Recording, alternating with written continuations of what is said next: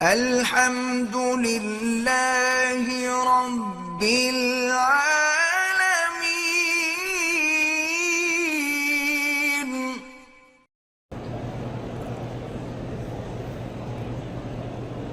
کہتے ہیں جی کہ میرے بھائی کی 2 سال سے پہلے شادی ہوئی، اس کی بیوی غیر لڑکوں سے بات کرتی تھی، پھر میرے بھائی اس کو طلاق دی اور ماں باپ کے گھر بھیج دیا اور طلاق کے کاغذات پر خود دستخط بھی کیے۔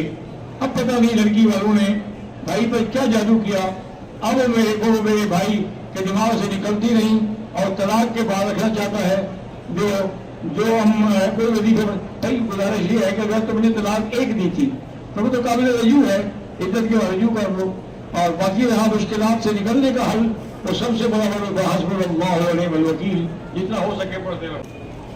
اہل تشیع حضرات جو اپنے مذہب پر بہت سخت عقیدہ ہوتا ہے، وہ لوگ اگر آپ کے ہمسایہ ہوں یا آپ کے ساتھ اخلاقیات کے میں ہم ان کے ساتھ سلوک اچھا کریں، کیونکہ سلوک کرنے سے ہی کسی کی اصلاح ہوتی ہے، سختی کرنے سے تو کسی کی اصلاح نہیں ہوتی۔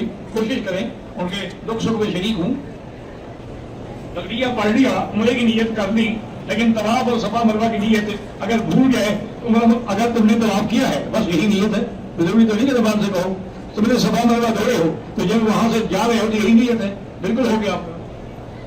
ایک حدیث میں یہ بھی ہے، حضور نے فرمایا کہ اپنی عورتوں کو تم تازہ کھجوریں کھلایا کرو۔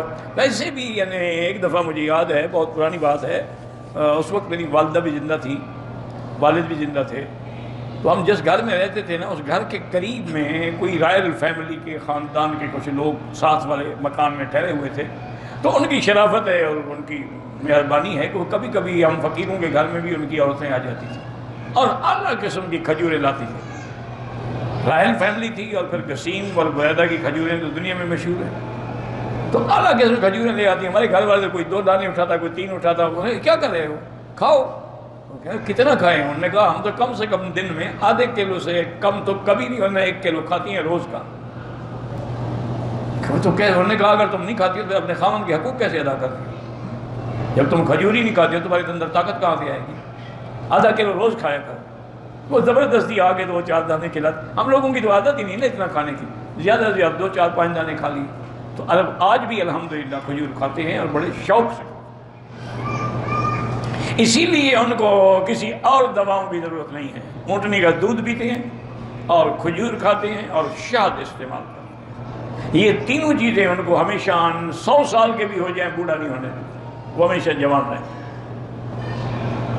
بہرحال تو حضور نے بھی فرمایا کہ اپنی عورتوں کو کھجور کھلایا کرو، اگر تازہ کھجور نہ ملے چلو سوکھی کھلاؤ، کیونکہ دنیا میں اور کوئی ایسا درخت نہیں شان والا جس کھجور سے زیادہ کہ جس کے نیچے اللہ نے بی بی مریم کو پناہ دی۔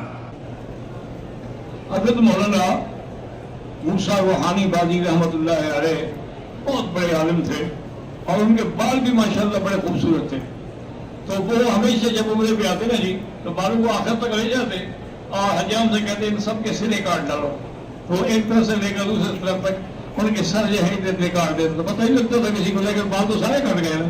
تو ہم کہتے ہیں کہ سارے کٹنے کا معنی یہ نہیں ہوتا، سارے بات معنی ہے کہ ان کا سرا ہی کٹ گیا تو کٹ گیا۔